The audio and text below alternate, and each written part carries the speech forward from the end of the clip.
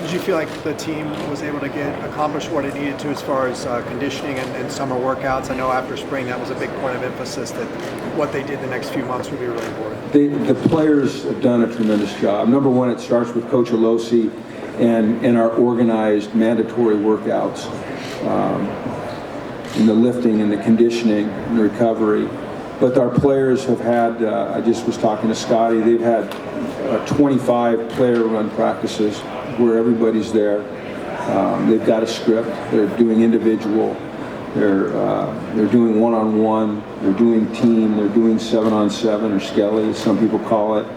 And we're not allowed to watch it. NCAA regulations permit, or do not permit coaches to watch it, film it, anything like that, evaluate it.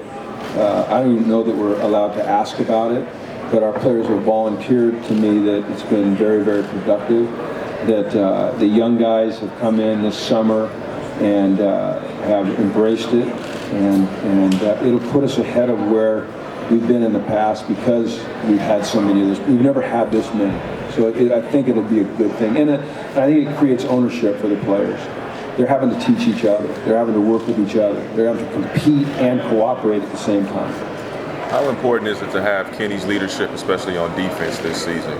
Very important. Kenny is very well respected by all of our coaches, certainly the players. He's a very serious young man. He's team-oriented and goal-driven. He's accomplished a lot of great things at UCLA, both on and off the field. And I think one of the things I'm most proud of is the things that he's been able to do academically. But he's a serious guy, and winning is important to him. Being on the right type of team is important to him. And I think he's a great example for not only our young players, but our entire team. How do you feel about the offense with the new coaches after one spring? Well, I feel good. And I think that, is that killing you guys? I hope I continue to feel good. But it's a good group of men. Jed Fish has tremendous pedigree. He's worked with 3 Super Bowl winning head coaches, and Brian Billick, Mike Shanahan, and Pete Carroll. He's also worked with Steve Spurrier and Jim Harbaugh, as well as many great assistants, and has a very clear idea of what we want to do offensively. It's great to get Deshaun Foster back in the fold. He has a tremendous influence on our players. Jimmy Dougherty comes in as a receiver coach, and I had a chance to watch him coach when he was at University of Washington, and I wasn't coaching, and go daily to practice, and loved his energy, and our players have really taken to him. And then bringing in Hank Fraley as the offensive line coach, who's played in the NFL, did it really probably less on talent and more on technique and intelligence and work ethic. Coached in the NFL, coached in college. It's a good staff. I'm excited about it. You brought in a couple of big-time kids in Jalen Phillips and Darnay Holmes. What kind of impact can they make as freshmen? Well, we're fortunate that they both were able to come for winter quarter. So they were able to go through winter conditioning, and then they were able to go through spring practice. So they got those 15 practices plus these 25, 26 player run practices that they'll have before camp. So they're going to have 40 practices under their belt before we start next week.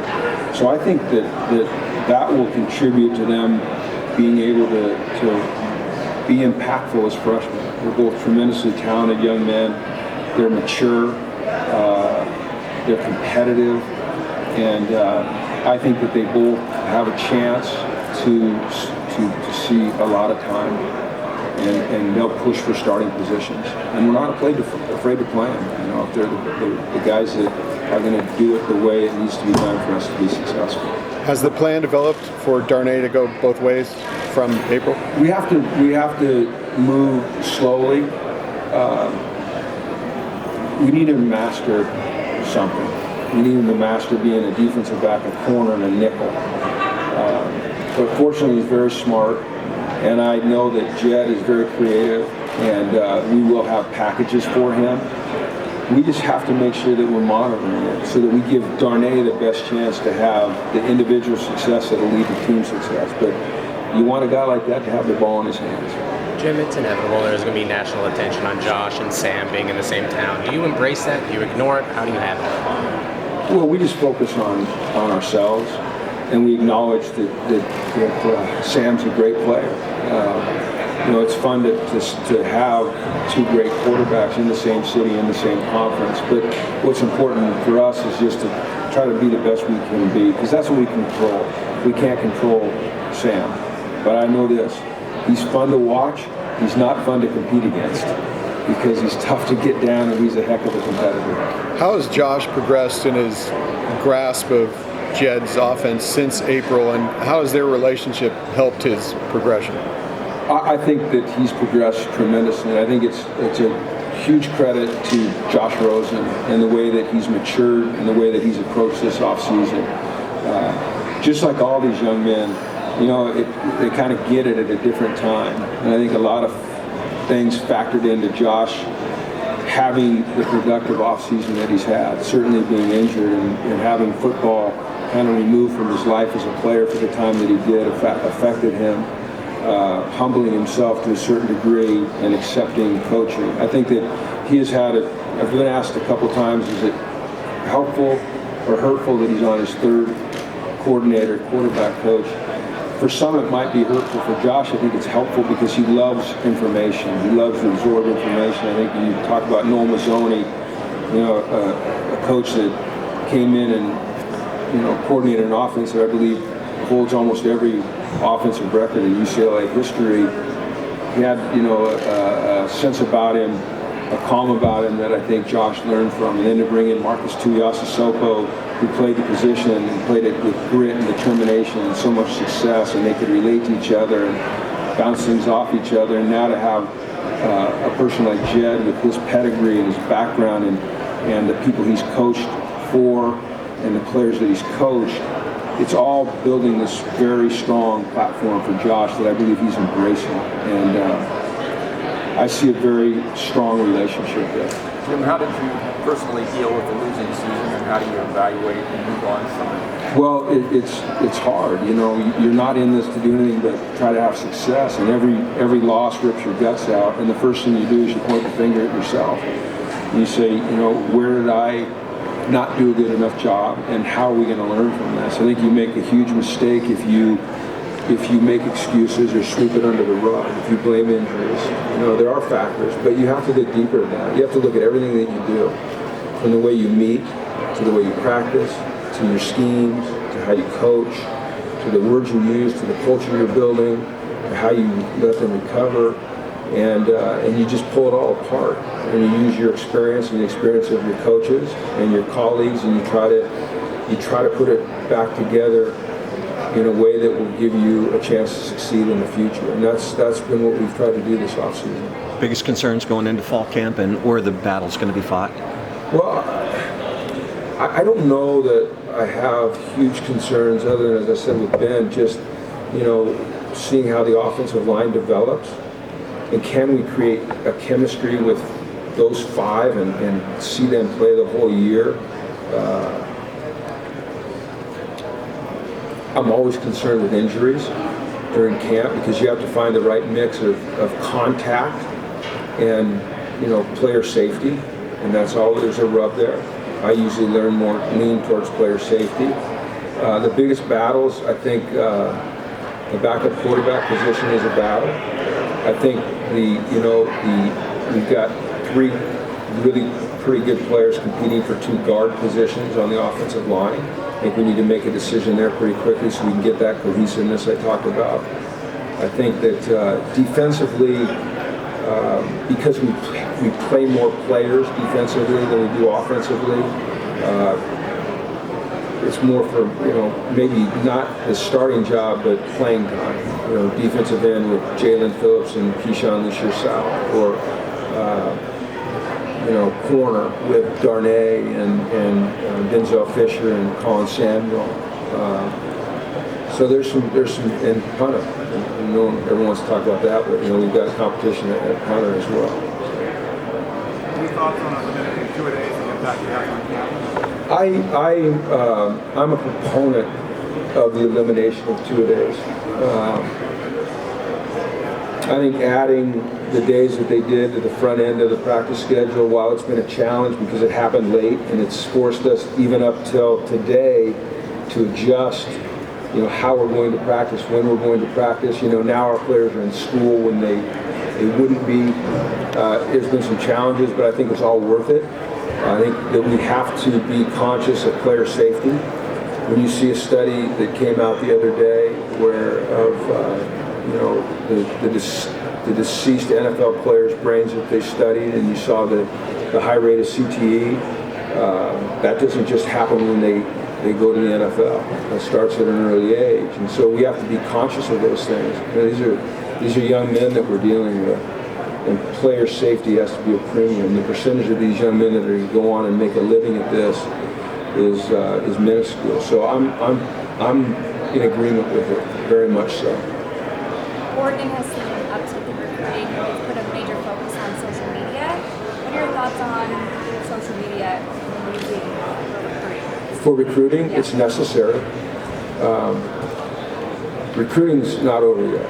Recruiting is ongoing until the fax comes in or the email comes in.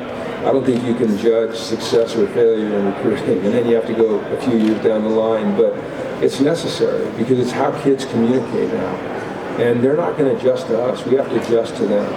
And so that means that an old guy like myself has to learn to use Snapchat or, communicate in different ways, different forms. Then that's something that I have to do. How would you rate your social media game? Mine? I'm probably a C. I'm glad that we can text the players now, because I was having trouble communicating in 140 characters on Twitter. I like Instagram, I put some pictures out there, but I think that for me, voice-to-voice communication is always the best way to communicate. It leaves less room for error and interpretation. Coach, how's your running game and how are the wide receivers? Our running game was awful, and I'm hopeful that it will improve and get back to where it was. The first few years we were together as a staff.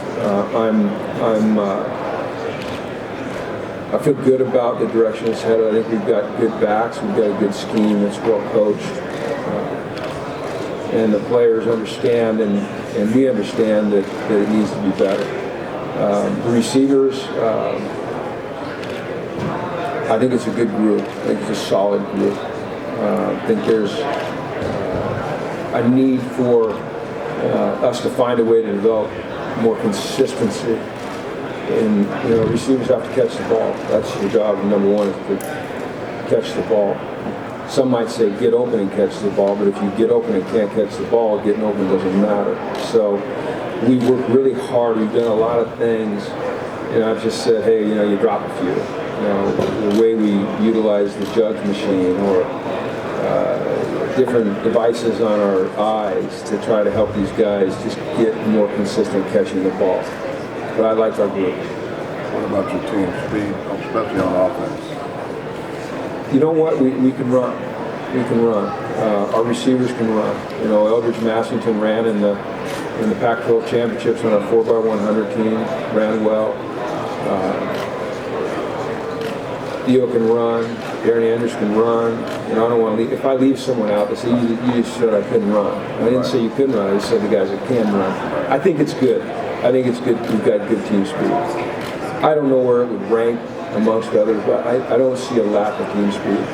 Coach, update on injuries, let's say Deshaun Holiday, Denzel Fisher. Denzel's okay. He's full speed. Deshaun is not. Deshaun will not be able to start camp on the field. He'll be in treatment still with his shoulder. Zach Bateman is coming off the foot and is not yet cleared 100%, but he's getting better. Other than those two, Mora? Yeah, Boasy's good to go. Paco's good to go. And that doesn't mean we won't have to monitor them and make sure that we're not overloading them early. Austin Roberts? Austin is fine. The only two guys that right now it looks like have any issues are Well, Alex Akinbilu, which we know he's going to miss this year with the knee. Zach Bateman, who we expect back relatively soon. And who's the third one? You mentioned it. Deshaun Holiday.